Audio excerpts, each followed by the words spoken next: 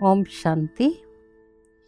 अपने नाम अनुरूप निर्मल और शांति की देवी निर्मल शांता दादी जी चेहरे और चलन से आदि पिता की साकार प्रतिमूर्ति, सर्व गुण एवं अनुभवों की खान, दिव्यता की मुस्कान, जिनके एक में 3 पिता समाये हुए थे।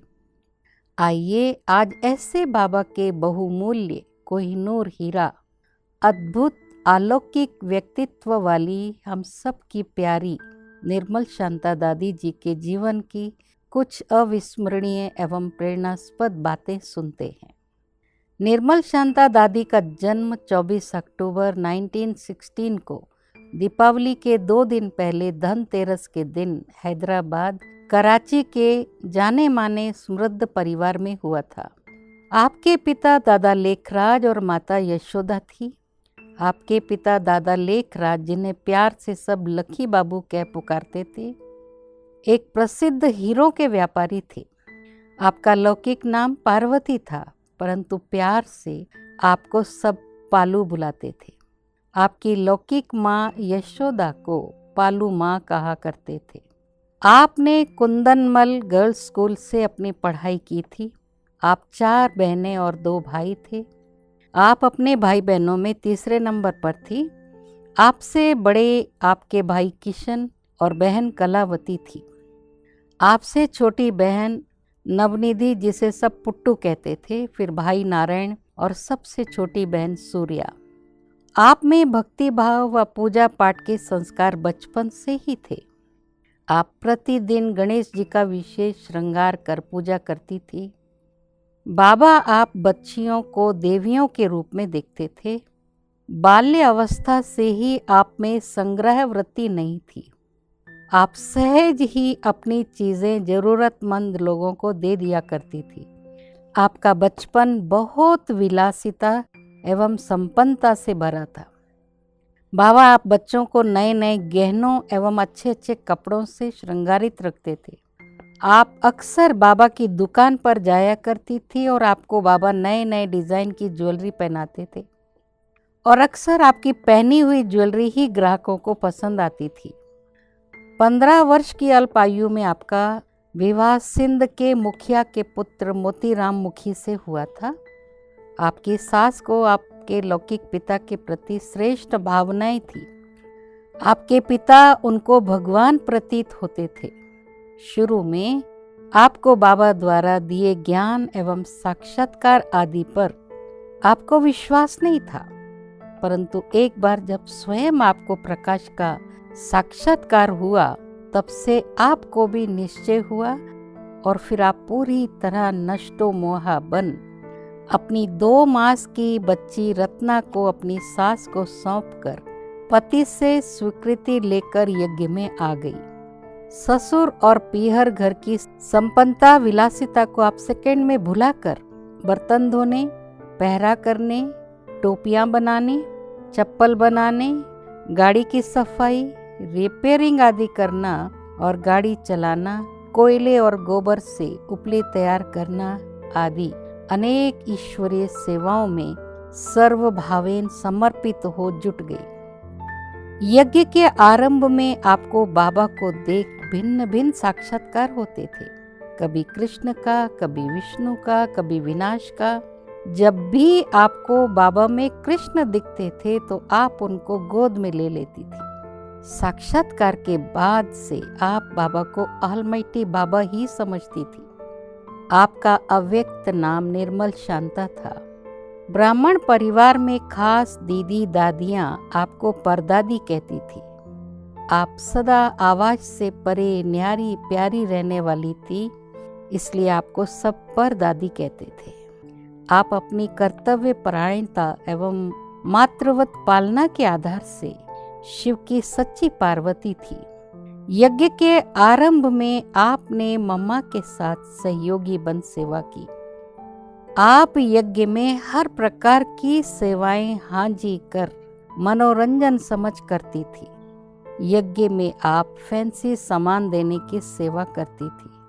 उन दिनों कोई मांगता नहीं था। सामान खत्म हुआ तो ड्यूटी वाले ही कमरे में जाकर रख देते थे। एक बार एक भाई की चप्पल टूट गई, तब आपने बाहर मोची को देकर ठीक करवाने को कहा, परंतु बाबा को आपकी ये बात अच्छी नहीं लगी। इस कारण अगले ही दिन आप कुछ बहनों के साथ चप्पल बनाने का सामान ले आई और सबसे पहले आपने बाबा के लिए चप्पल बनाई। बाबा ने खुश होकर शाबाशी दी। फिर आपने बाबा मम्मा सहित लगभग 300 यज्ञवत्सों के लिए चप्पल बनाई। आप दीदी मनमोहिनी के साथ सिलाई का कार्य भी करती थी। आप कार और बस भी चलाती थी। एक बार आपने पूरी कार को खोलकर कुछ बहनों के साथ सारा दिन लगकर बिना खाए पिए उसकी रिपेयरिंग की और वापस सब कुछ जोड़कर टेस्ट ड्राइव करके देखा कि गाड़ी ठीक चल रही है। इस तरह आप मैकेनिक भी बनी। बाबा यज्ञवत्सों को युक्ति से शिक्षा देते थे। कभी किसी से कोई गलती होती थी तो बाबा आपको ही बुलाकर समझाने देते थे। एक बार आपकी कोई गलती ना होते भी बाबा ने आपको सभा से बाहर खड़ा कर दिया। सभा के समाप्त होने पर आपको गाड़ी से ले चलने को कहा। गाड़ी में आपने अपने दिल की बात बाबा से कही। तब बाबा ने बड़े प्यार से समझाया कि बहू को शिक्षा देनी तो पहले बेटी को शिक्षा दी जाती है। बचपन में आपको छोटी छोटी बातों पर रोना आता था। यज्ञ में आने के बाद भी एक बार आप किसी बात पर रो पड़ी तो बाबा ने कहा, तुम्हें तो पतियों का पति मिला है, फिर तुम क्यों रोती हो। बाबा ने जैसे सदा सुहागिन बना दिया। उस दिन से आपके जैसे आंसू ही सूख गए। आपने ये पक्का कर लिया कि रोना माना खोना और हंसना माना पाना। आपको शुरू से दमे की तकलीफ रहती थी। एक बार आपको बर्तन धोने की सेवा मिली। बड़े बड़े पतीलों की सफाई करने के लिए आप उसके अंदर कूद जाया करती थी, फिर उसे साफ करती थी। देखने में ऐसा लगता था जैसे आप डांस कर रही हो। एक बार जब बाबा मम्मा ने आपको इस तरह टोपियों में घुसकर सफाई करते देखा तो बाबा ने आपको दमा होने के कारण आपकी सेवा बदल दी। शुरू में यज्ञ में कभी किसी की तबीयत खराब होती थी तो घरेलू दवाई करके या बाबा द्वारा वतन से भेजे गए संदेश अनुसार ही सब ठीक हो जाते थे। एक बार आपको दमे की बहुत ज़्यादा तकलीफ हुई तो बाबा ने संदेशी द्वारा आपके दमे का उपचार मंगवाया। उसके अनुसार आपको बर्फ के पानी से नहाने को कहा गया। आप झट तैयार हो गई और आपने कहा, मीरा को जहर का प्याला पीने को कहा तो वो अमृत हो गया। ये भी ऑलमाइटी बाबा की आज्ञा है, मैं तो जरूर करूँगी। परंतु जैसे ही संदेशी ने बर्फ के पानी से भरी बाल्टी उठाई, वो ट्रांस में चली गई। ऑलमाइटी बाबा ने कहा, ये बच्ची के निश्चय की परीक्षा थी और बच्ची उसमें पास हुई। आप सिंप्लिसिटी की मूर्त थी और संकल्पों एवं समय की एकानमी और एक नामी की अवतार थी। आप अपना सारा काम स्वयं करती थी। आप सिलाई, कढ़ाई, कटाई, बुनाई, जूते बनाना आदि कलाओं में प्रवीण थी। आप बाबा की विशेष रत्न थी जो अज्ञान काल में भी रत्नों से खेली और रत्नों समान पली, राजकुमारी की तरह चली। लौकिक में आपने जितनी राजाई देखी उतना ही अलौकिक में चित्तियों वाले कपड़े भी पहने। उन दिनों एक बार एक भाई ने कटपीस के कपड़े भेजे तो आपने स्वयं बैठकर टुकड़े जोड़ जोड़कर गद्दी, राजाई, तकिया आदि बनाए और मधुबन एवं अन्य सेवा केंद्रों पर भेजे। आपने बाबा के लिए सुंदर डिजाइन की राजाई भेजी। बाबा ने उसे बड़े प्यार से उड़ा और आपको पत्र लिखा, कम खर्च वाला नशीन। आप कभी पोस्ट कार्ड के थोड़े से हिस्से को भी खाली नहीं छोड़ती थी। आप कपड़ों को भी कुर्सी पर जमा कर उस पर बैठकर उसे उपयोग कर लिया करती थी। आप बहुत अल्प आहारी थी। आप कभी मिर्ची नहीं खाती थी, न लाल न हरी मिर्च, न शिमला मिर्च न काली मिर्च। आप कभी कुछ नहीं मांगती थी, यहाँ तक कि पानी भी नहीं मांगती थी। आप सिर्फ इशारा करती थी, नहीं तो स्वयं उठ करके ले लेती थी। आपका कहना था देवताएं इशारे से समझते हैं। यज्ञ के आरंभ में आपने कुछ मास कोलंबो श्रीलंका में सेवाएं की थी। यज्ञ के भारत स्थानांतरित होने के बाद पहले बाबा ने आपको सेवार्थ अमृतसर पंजाब भेजा था। आपके साथ दादी जानकी भी थी। आपने 3-4 साल वहाँ रह सेवाएं की। उस समय अचल बहन, प्रेम बहन, राज बहन, शुक्ला बहन आदि लगभग 20-25 बहनें निकली थी। उसके बाद बाबा ने आपको पटना भेजा। वहाँ आपके साथ कुमारका दादी थी। 3 साल पटना में सेवा कर 1960-61 में आप मुंबई वाटरलू मेंशन सेंटर पर सेवार्थ गई। वहाँ भी 3 साल रहे आपने खूब सेवाएं की। उन्हीं दिनों यशोदा मैया की तबीयत खराब होने के कारण आपको हॉस्पिटल में उनकी सेवार्थ रखा गया था। सन 61 में यशोदा मैया ने आपकी गोद में मुरली सुनते सुनते शरीर छोड़ा। उस समय ही बाबा ने ये कहा था, तुम्हारी अम्मा और मेरी बीबी, अम्मा मरे तो भी हलवा खाना और बीबी मरे तो भी हलवा खाना। यज्ञ की पहली प्रदर्शनी 1963 में मुंबई में लगाई गई थी। फिर 1964 में कलकत्ता में लगाई गई। बाबा ने आपको और साथ में 100 से अधिक भाई बहनों को प्रदर्शनी के सेवार्थ कलकत्ता भेजा था। कुंज बहन, संदेशी बहन, राज बहन, रानी बहन आदि को भी बाबा ने शुरू में कलकत्ता की सेवा हेतु भेजा था। आपने कोलकाता में रह करके पूरे ईस्टर्न जोन को संभाला था। 1963 में कलकत्ता में पहला सेवा केंद्र खुला था। फिर 1970 में दूसरा सेवा केंद्र खुला। आप किसी भी स्थान पर सेवा हेतु चली जाती थी। आपको कभी ऐसा नहीं लगता था कि कोई निमंत्रण दे तो ही जाना है। आपकी पर्सनैलिटी बहुत प्रभावशाली थी और आपका भाषण बहुत सहज और शक्तिशाली होता था। आपका भाषण प्रैक्टिकल अनुभव के आधार पर होता था, इसलिए लोगों के दिलों पर छाप लग जाती थी। आप बहनों को ट्रेनिंग भी देती थी। आपकी पालना बहुत स्नेहयुक्त और पावरफुल होती थी। आप ईस्टर्न जोन की इंचार्ज थी, जिसमें अनेक राज्य सम्मिलित हैं, जैसे वेस्ट बंगाल, आसाम, बिहार, उड़ीसा, साथ ही पड़ोसी देश जैसे नेपाल और बांग्लादेश। आप तमिलनाडु में भी सेवा के विस्तार निमित्त बनी। इतने बड़े जोन की इंचार्ज होने पर भी आप बिल्कुल निर्माणचित थी। आप विश्वव्यापी ब्रह्मा कुमारी संस्था की संयुक्त मुख्य प्रशासिका भी थी। कलकत्ता की सेवा के आरंभ में आपकी पालना द्वारा अनेक बहनें निकली, जैसे सौभाग्य बहन, रुक्मणी बहन, कमल बहन, किरण बहन, सरोज बहन, नीलम बहन शिलोंग की, मुन्नी बहन मधुबन की आदि। आपको तमिलनाडु में रोजी बहन को, बिहार में रानी बहन को, आसाम में शीला बहन को, कटक में कमलेश बहन को, तिनसुकिया में सत्यवती बहन को निमित्त बनाने का श्रेय भी जाता था।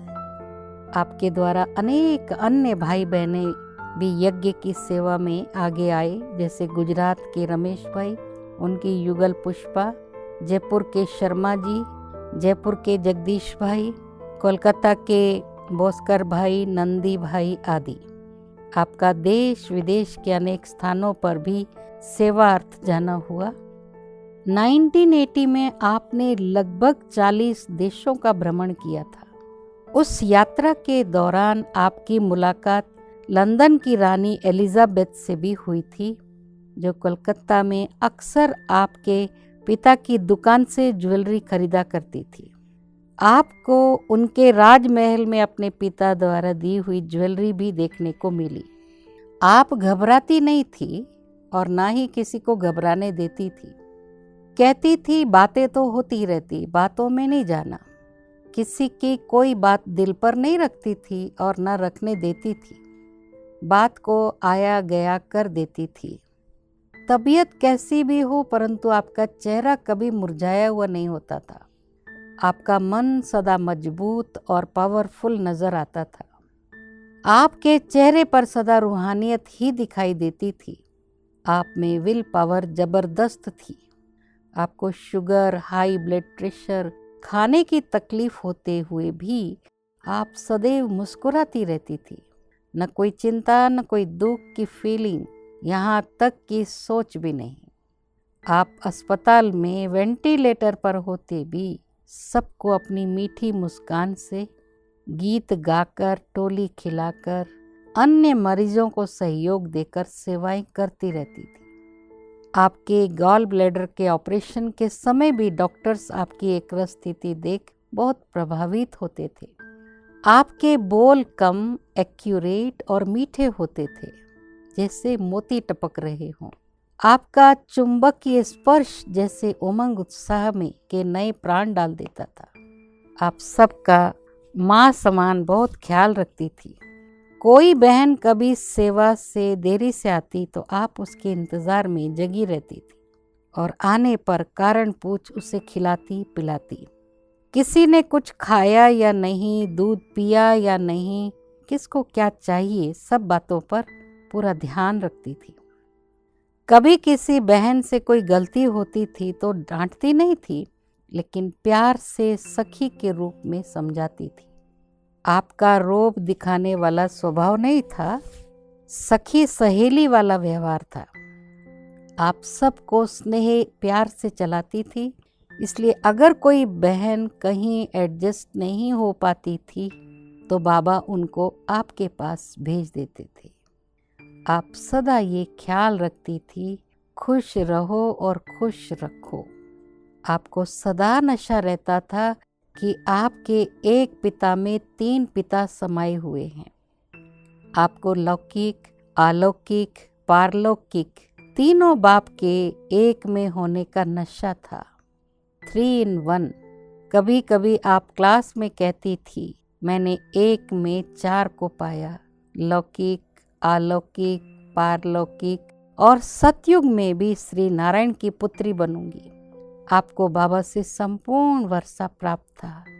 तन से बाबा समान आकर्षण मूर्त, मन से निर्मल, पवित्र और ईश्वरीय ज्ञान रत्नों के धन से परिपूर्ण। आप अपने स्वरूप द्वारा बाबा का अनुभव कराती थी। आपको देख यज्ञ में आने वाले नए बच्चों का ये उलाहना कि उन्होंने साकार बाबा को नहीं देखा पूरा हो जाता था। आप बाप समान सबको गुणों से भरपूर करती थी। आप न केवल साकार बाबा का अनुभव कराती, अपितु आपको सब इष्ट देवी के रूप में भी देखते थे। आप अपनी रूहानी मुस्कान से किसी भी आत्मा के दुख हरने के योग्य थी। आपका जीवन लाइट हाउस के समान अनेकों को सत्य दिशा दिखाने वाला था। बाप दादा के निर्देशानुसार आप 2006 में शांतिवन माउंट आबू आ गई थी। अंतिम कुछ मास आप थोड़ा अस्वस्थ रही।